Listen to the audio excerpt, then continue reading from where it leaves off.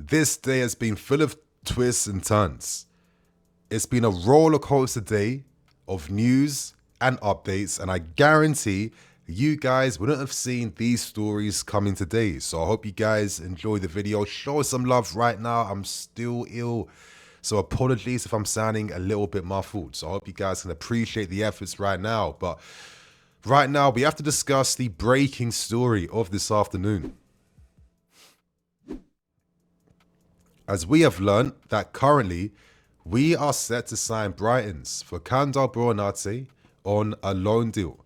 Now, this news was confirmed by Fabrizio Romano and also David Ornstein, with Ornstein revealing in this Athletic article that at the moment we are closing in on an agreement over a loan move for Buonanotte after his potential loan move to Leeds collapsed in the 11th hour. He was set to fly to Leeds to arrange and book this deal. It didn't materialize. He did have interest from clubs like Dortmund and other clubs in the league, but we've come in from nowhere and we've sealed the deal to sign him on loan.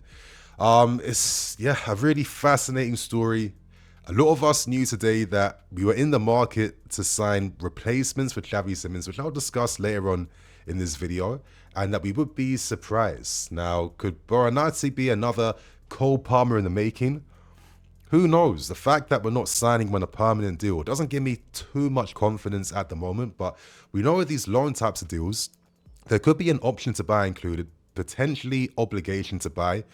Who knows? But it'll be very fascinating that if he does perform for us this season, that we let this guy go for nothing. But maybe it makes sense for us knowing that we have other talents who could come back in your Paez's and your Kenders. So I guess in terms of like future-proof strategy, a loan move makes a bit of sense. But in terms of helping our chances now for this season, there are some interesting conversations to have. I don't care what anyone says. I know that maybe quite a lot of people were quite easy to forget about us missing out on Xavi Simons, even though for the last month or over a month, we thought this deal was going to get wrapped up and bags, and it didn't materialize in the end.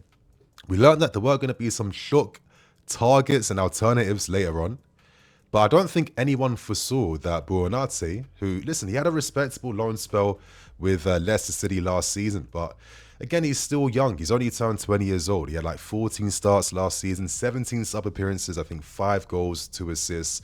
I think there's a lot of good upside to his game, I have to say, especially in terms of the fact that, you know, we do want that 8/10 type of player. And with Buonanotte, you know, one thing that always impressed me was his work rate. The few times, I'm not watching Leicester City like that, but I've seen games of them playing. He did look quite impressive at times. And I had to go on FB Ref, and I guess I was maybe, you know, a little surprised to see just how effective his pressing stats are. He's in the 99th percentile for tackles, blocks, aerials won. This is a very willing runner off the ball, a very strong presser, someone that is getting stronger, someone that is growing, someone that has upside to his game. And on top of that, I think this carrying threat is really good. You know, his ability to just shift directions on the fly, his ability to carry into spaces. I've been saying I need to add that carrying threat in the team. And he does possess that. He does add that whilst being able to play across the attack and midfield as well too. You're seeing some of his clips, you're seeing some of the moments. He's committing to taking on 2 or 3 at a time, not just easy, safe dribbles. You know, he looks to make things happen. He looks to create danger. He's still very young, of course, hence why he isn't like a starter, you know, majority of the time at Leicester last season. But even though he does have good upside, and even though I respect the fact that he won't be the first team guy, he'll be like good, like squad alternatives to turn to. You know, there is the other side to the conversation. And I'm sure that after all of us have seen the type of opposition we have in our Champions League return, you know, Barca, then Bayern, you know, then Benfica, then Napoli, you know, all the clubs that we originally beat all those years back to secure our first infamous Champions League win. I think the reality is kicked in that, wow, not only do we have to be on point domestically, but we have to be on point in Europe now. And then we have all these other cup games that we have to prepare for. This is going to be a really hard season. And you're seeing how other rivals have strengthened, how other rivals have added to their team and grown. And it's kind of mad to me in a way that, let's say, a Spurs signing guys like Simons and Kudus, you'd believe that maybe you know, in an alternate universe, Simmons and Kudus are going to Chelsea, and maybe your Gittins and Garnachos are typically going to your Tottenhams, right? I actually saw this tweet earlier this morning, and I thought it kind of resonated. It did make quite a bit of sense. And personally, I think there's a reason why we are going for the loan move. We've been under fire to have to sell players before we can buy. I think there can be maybe consequences to this player trading strategy where, listen, it does work a lot of times. I'm not saying it's awful, but not everything's perfect, right?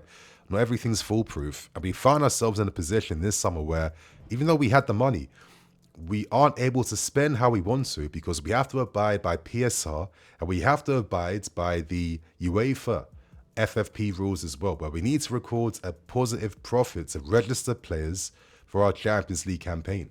And I think the two big signings that took too long to get rid of, the two big sales we've been waiting for, Nkunku and Nicholas Jackson. And the fact that Nico could be leaving on an initial loan first and not on a permanent, obviously that really affected what we could do in the window and what we can do in the market.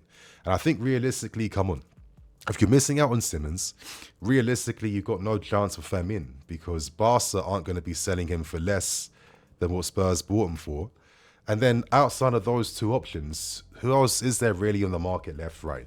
I guess we then have to look towards alternatives. We have to think outside the box, short-term options. And I think if you're Winsley, if you're Sam Jewell, staff that played big roles in the recruitment team at Brighton, you're going to turn towards your existing knowledge pool and your data pool. And we're seeing how Enciso is still probably set to go to Strasbourg.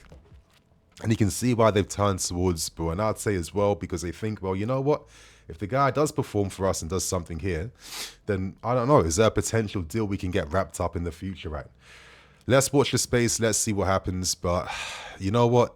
It's a weird one. I think the guy's a talent. You're seeing what he's done here a few times against us. He's been playing in this league since he was like 18, moving from Argentina. It's not an easy thing to do. He definitely does have talent. I'm not going to say he doesn't.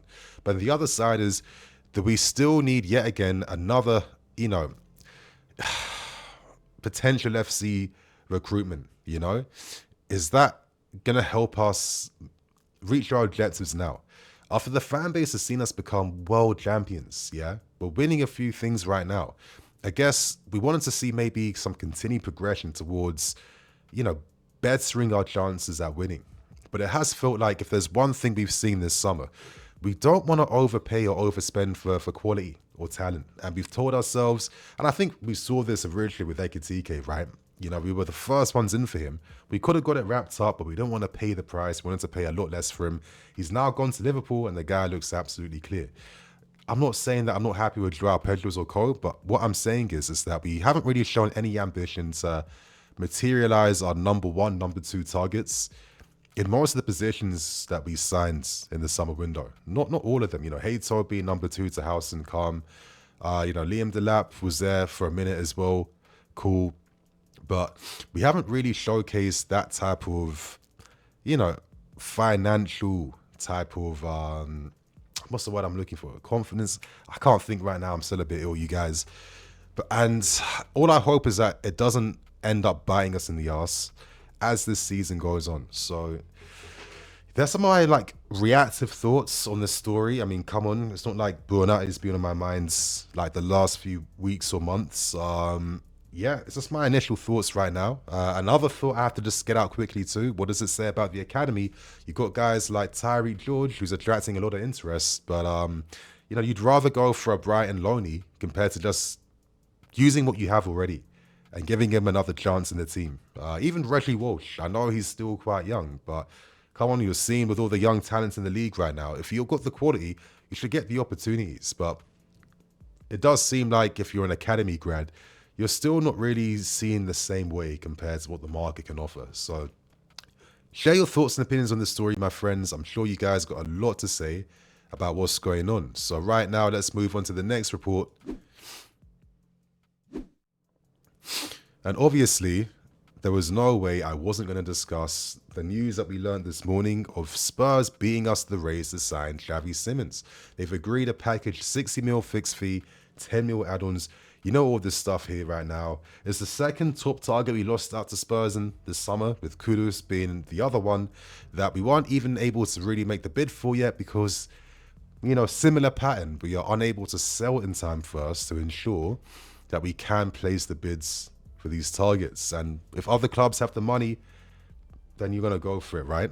It is what it is. But and I want to talk about how exactly the timeline played out and how he lost out on Xavi Simons. And it comes down to a few deals. Now, for details, as we've known for the last month, a verbal agreement had been reached, yeah? That was for personal terms. And Matt Law came out, I think 2 weeks ago, revealing that we reached a verbal agreement over a fee and price. At the time, sales were key, and those sales were going to be Nkunku or Tyreek George.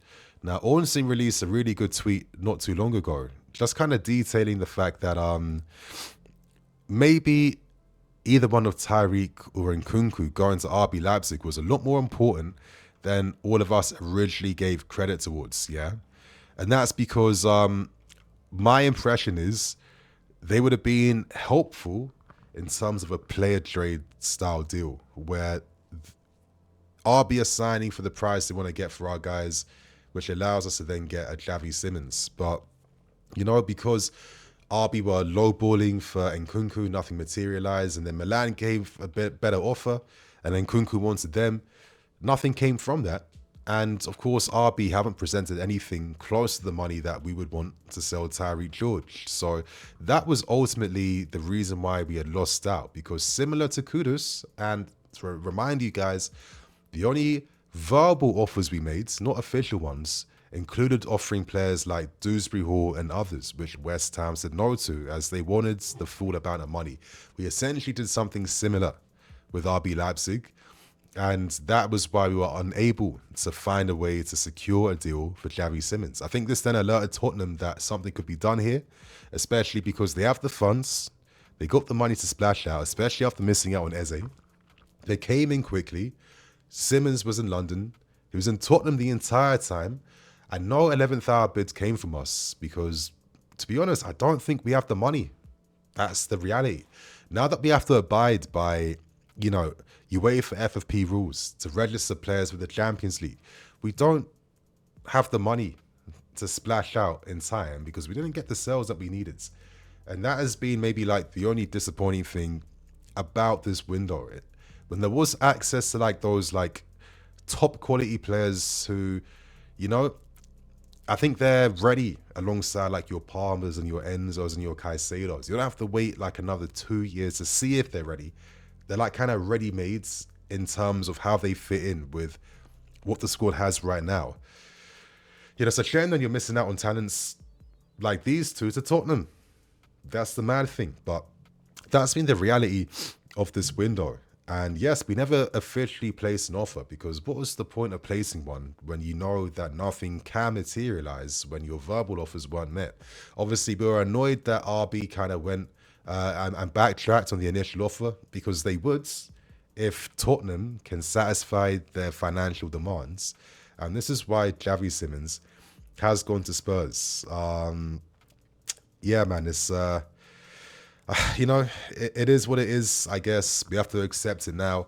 I think there's conversations here. I'm sure Simons wouldn't be very happy. He rejected a lot of clubs in favour for us. And I guarantee that if he knew the deal wasn't going to come, I don't think he's saying no to Bayern Munich. I think Simons is going to Bayern because they've been on this guy for a long time. If Simons had his choice of all the clubs, I don't think Spurs were his next best option.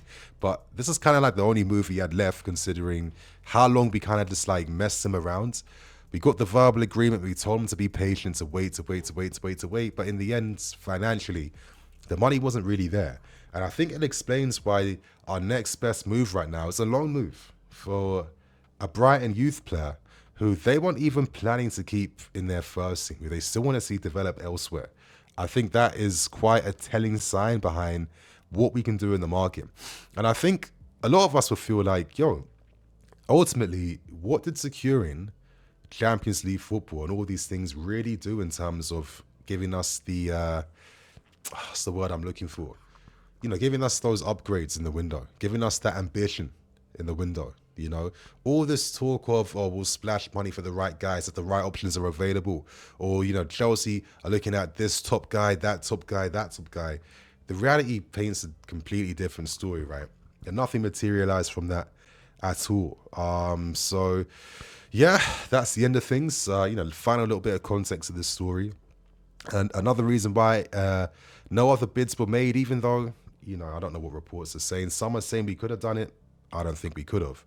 Matt Law said that we're rebuilding our relations with Spurs and we didn't want to kind of jeopardize anything with him. And I guess, listen, if your strategy is player trading, you kind of want to keep your whole market open, right? In case anyone has to be sold in the future, and you don't want little silly ego reasons to affect business being done. I think that's one thing we're seeing at the club, right? So yeah, you guys, we missed out on Xavi Simons. How are you feeling about that? Are you annoyed? Are you not really annoyed? Give us your honest thoughts and opinions below. And you know what? Right now, I want to end things with the final story by discussing the latest news surrounding Adam Wharton. Now, an interesting article came out from a journalist that was also then supported by Ben Jacobs. Flipping hell, bro, I hate being ill. Honestly, I cannot stand it. But anyway, this journalist here, Alex Crook, we have added Adam Wharton to our long-term target list. It would be tough to do a deal before Monday, because Palace feel like they could get 100 million. I think that price tag is thrown around a bit too easily these days. But after seeing what he's done in terms of helping them secure their recent cup successes, I think Adam Wharton is... I've told you guys for years, this is like the white Camavinga. This is a very classy European class midfield player. So I can see why there'll be long-term interest. Ben Jacobs, of course, also reconfirmed the story as well, that he is a player that we liked and we're looking at. I mean, I can't find the tweet, but I guess it just brings up interesting conversations because, okay, number one, calm. We want him. Do we have the money for him? Well, we probably could get the money for him because obviously if he did come, it means someone's going. And I guess if you're thinking about two players right now, that would either be a Romeo Lavia or Andre Santos in terms of the type of player that could not only bring in a lot of money for a sale, which would allow us to then reinvest that money into a Wharton. But in terms of, them being the only players currently who there would be question marks on them. And, the club will always feel like there's always someone better. I mean, I don't know, right? I personally, I felt like development isn't linear. You can't just expect improvement year on out. Sometimes you have a super season, you dip a little bit, then you come up again. It's, unless you have real faith and backing in the talents that you have, that ultimately can play a bigger part, in my opinion. I think Wharton, though, alongside Caicedo, I think you're shutting up a lot of teams forever. That's a ridiculous midfield. I can see the vision, especially with Wharton opening the game up with his left foot and his deep line playmaking abilities. I think the guy's a very intelligent, tactical, European class player. And yeah, this guy better be playing alongside Declan Rice for the national team, in my opinion. But I don't know, man. In terms of what we actually need, I don't know, man. This buying youth all the time, not having any patience for them, prioritizing the business over the human sides is, I don't know, I mean, I like to think that Lavia can get back. If he doesn't, I don't know what that means because we're not going to get a lot of money for him. But I don't know. You got Asugos, you got all these other talents as well. You got your Piazes. Fair enough. I mean, personally, I don't see us having a chance to sign him. I think if other clubs going for him, they'll probably get him because they'll pay the money. I think clubs will have noticed the way we've done business this window, how long it was, how frustrating it was. People talk, players talk, agents talk. That's the nature of the game, right? I think Wharton's a superb player. But yeah, I don't know. I guess I don't have many strong thoughts and opinions right now. I feel like there's too many question marks. I have to see how Santos and Lavia and co do. But we do know that once the club have got a long-term target on their names, eventually they try to find a way to get them somehow, right? So yeah, let's watch this space. Could Adam Wharton maybe be a Chelsea player in the 26-27 season? Leave your thoughts and opinions below, my friends. But right now, I'm going to bounce. I'm going to keep things moving. Thank you for watching. I'll see you guys very soon. Love. Cool.